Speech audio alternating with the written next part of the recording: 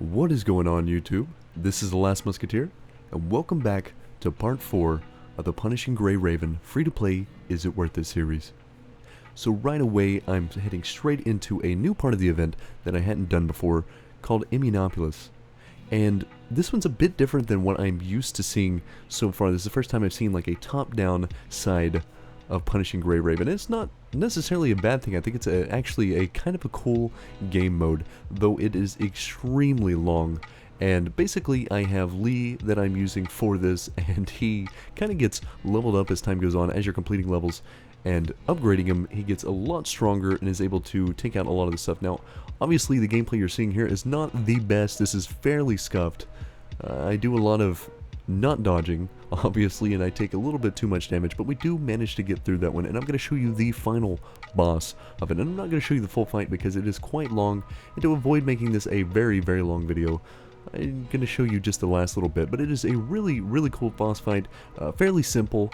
But as you can see, I am going to get hit quite often by the beams. I get a free revive from Lee based on his ability once I leveled him up a little bit, so I do have that going for me. I didn't have to quit there and restart it, though I did almost get hit another time to end the run, but I did get through it.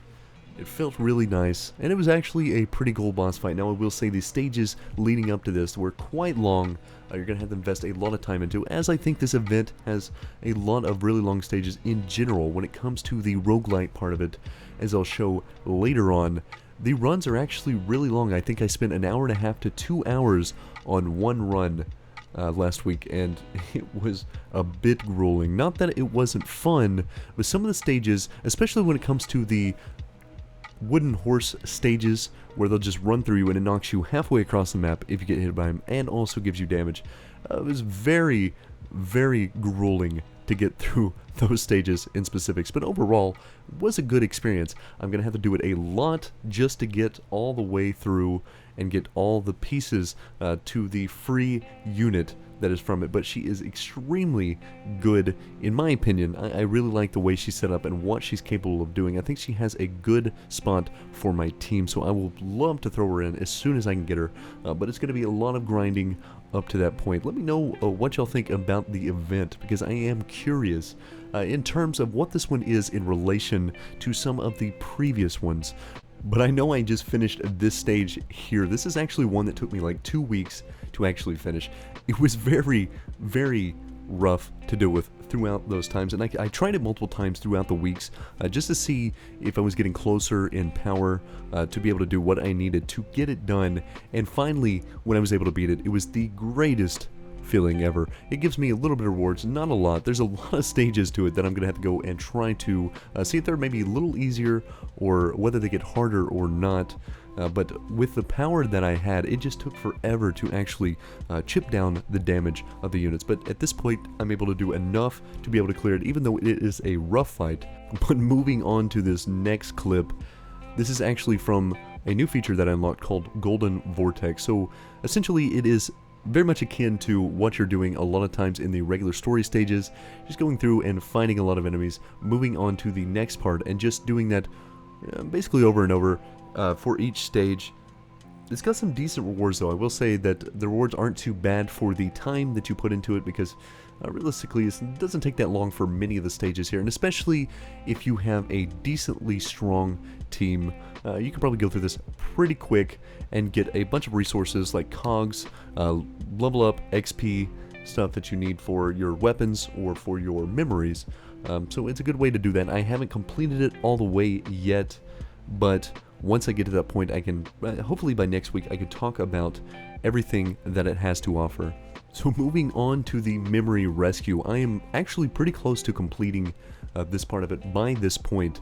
The fights aren't really that bad, they're just kind of long. I find that a lot of times when it comes to fights in this game, if you do not put a ton of resources into your memories, into your gear, whatever it may be for your character that you need, you're going to have a very, very hard time taking a lot of things down.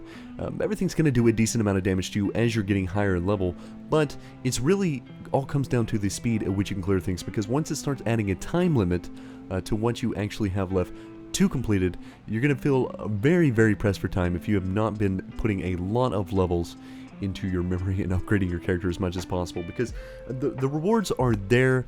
They give you a lot of options when it comes to actually leveling them up, but energy can be a bit scarce if you were farming specifically for certain memories or for XP, cogs, whatever it may be. So you're going to have to kind of be careful about how you space out everything. Make sure you get a good set of memories to put forth and really put the effort into, because you can use some that are placeholders early on, but realistically the best option is probably get, even if it's 2 pieces for a set, just getting them something that fits the character extremely well, gives you extra damage. That's going to be the most important thing, and then leveling them up high to be able to dish out enough for these. But one good thing about the event is that it has a way of going in and just farming a bunch of memories. Now you're going to have to do multiple waves depending on how many auto battles you're trying to do, but you can go in and clear it all at once, so you don't have to do it one stage at a time. And once you complete it, you're going to get a lot of memories. There are a ton that you get out of this, and it actually has a pretty decent drop rate for 6 stars. I think it's like 17%, maybe closer to 18%, something like that. But as you can see here, I got one of them just right there. This one being lightning damage, which I don't really have anybody that does good lightning damage yet, so maybe I'll have to check what I have overall in my squad and maybe build somebody that could use that. But realistically, I'm looking for fire right now until I can get something like dark, if I end up pulling Luna later on, who I would really like to, or if I pull someone like Vera Garnet, then that is a good option for lightning damage, and I would love to do that. But I got 3 of the 6-star memories in this set in 7 runs, so that's a really good haul there, and that's going to help me a ton. Now this is part of the event. This is the first boss that you fight when you're doing the event, so I want to show this in comparison to the first one into the last one, because I believe the one that I just fought is the final boss of the actual event. Now it is a bit of a long fight, so bear with me. I did cut out some of the dragon fight so you could see the end of it, so it goes into the actual final boss, Hamlet. And he is really cool. The way this fight is set up is something I would love to see a lot more in the future. Hopefully in future content they have more that is a lot like this, because this is a really different and more artistic version of some of these boss fights. So I'm going to let it play out a little bit and discuss what I'm using, because currently in this roguelite run, I haven't really found out the combination that I want to try to use, but I am using Luna as my main DPS.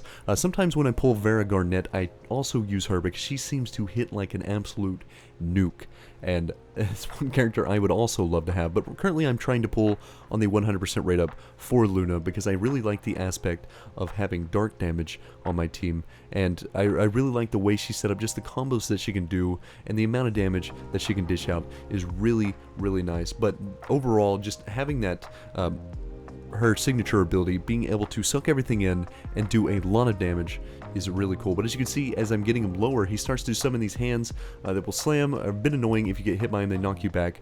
But also, he has like half the screen filled up with water, and when the waves push in, they'll do damage to you and push you over. It's a really interesting take for a boss fight. There's a lot of mechanics that you have to watch out for, and as you can see here, I'm not the greatest at dodging the timing on the water. I hadn't really checked what the actual timing was, but overall, still a really good idea. But as you can see later on, it's going to get really interesting once he starts doing some of the crazier, like messing with your overall HUD, messing around with some of the mechanics. As you see here, he sucks in the entire HUD and then just splits it around the map, so you have to go and collect these orbs, or you can't attack, you can't do anything, which is kind of a cool aspect, where he's controlling basically like the whole stage itself, and he has all those damage orbs coming out that you have to be a little bit careful of to not end up nuking yourself. But I do a good amount of damage. We're getting him down decently. I have to really utilize the timing of my buffs from the roguelite to actually do a monstrous amount of damage. But you see, I keep getting knocked back.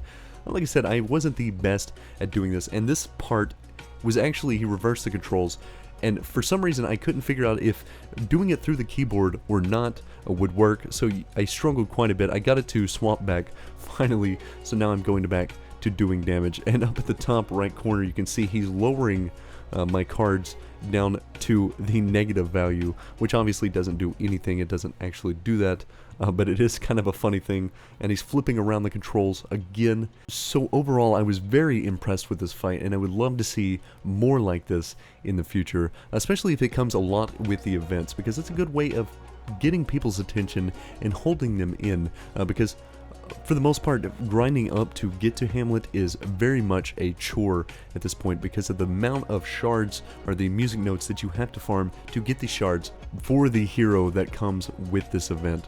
I believe it's 1,000 pieces per shard, and you have to get to 50 of them. So that's quite a bit of runs to get to that point, but as you can see, that is my first full completion. I do some leveling up after that, but I'm not going to show that because it's kind of monotonous and doesn't really need to be talked about. But going into this is actually the last stage of Hidden Story Chapter 8. So I didn't make a ton of progress on the regular story campaign mode because it's getting to the point where it's about 5k BP recommended, and I'm sitting around 3,300, 3,400. I am very, very much below what I need to be, and I considered actually stopping there because Liv has not actually been leveled up that much, but she did really decent damage there, which is actually kind of surprising. Maybe I'm underutilizing that hero. I don't know. We'll check more into it. Hopefully I can get her leveled up more because she's mainly there for my support option. Having her there to heal when I really need it is a great jump. But we get Hidden Story Chapter 8 done, and I can actually go back in and do Chapter 9 of the regular. Now, I will say this one is a bit different than what I'm used to seeing from the regular story mission right now. So I guess it's kind of a change of pace from what I'm currently used to. Maybe this is a big section in the story where everything starts to change a little bit. Everything heading into a bit of a different direction, but overall is really nice. It's a nice different layout, a bit too gray, I guess I should say, but you know, overall it is a nice break from what I'm used to. But I finish all of the Chapter 5 missions from this. I nearly have all of Chapter 6 done, but the problem is I have to get multiple level 45 memories, which is good obviously for leveling up, and is kind of in a way that thing being a guide to keep you on the right track as far as BP that you need for the story stages. And as you can see, with me being 3 ahead of what I've currently cleared, puts me a little bit far behind. Now, this mission itself was a pain. I absolutely hated this one because every time you're just constantly dodging. It seems like both of these enemies that you're fighting here do a lot of actions very quickly, so you're just constantly hopping around. You are low on dodge most of the time, and you have to be very careful to not get hit because at my current rating I take like half my health in one shot. So it's a ton of dodging, ton of timing, and making sure that I'm there to do enough damage in time, because as you can see, I'm down to 30 seconds, so I'm really pushing that timer. I got extremely close, but luckily she was able to do enough damage with a big burst at the end there to finish the fight. So that one is done. I struggled on that one a few times in the past and decided to go ahead and give it a little try since I had leveled up a little bit, and I finally get the memory rescue done. So that is all of that. I don't think there's anything left as far as the memory rescue goes, but I also hit level 70 here, and as you can see, I was farming more from the event, doing more of the memory farming there so I could get as many 6 stars as I can before the event ends, because I think overall it's a better option than actually going in and farming the memory stage itself. Not to mention that you can use the rewards that you get from it to buy a select group of other memories, so I'm going to use them to get a bit closer to actually having a full set of 6-star memories and see, you know, just what the power is capable of at that point. But I'm going to go ahead and throw a 10 summon here, and I will say I do regret pulling early on, because if I could have guaranteed one of the rate up operators, then 100% it would have been a good thing, but at this point I am lacking a lot of materials, and it seems like it's very slow going if you're not doing actual story clearing, so I'm having a hard time upkeeping all that I need to try to get this 100% guaranteed summon. But if I can get Luna, hopefully by next week, then I will be very, very happy. I only have like 3 or 4 days left to actually grind it, so I'm going to have to do a lot of hard grinding for story and see what I can do, and I will see you in the next video. Peace.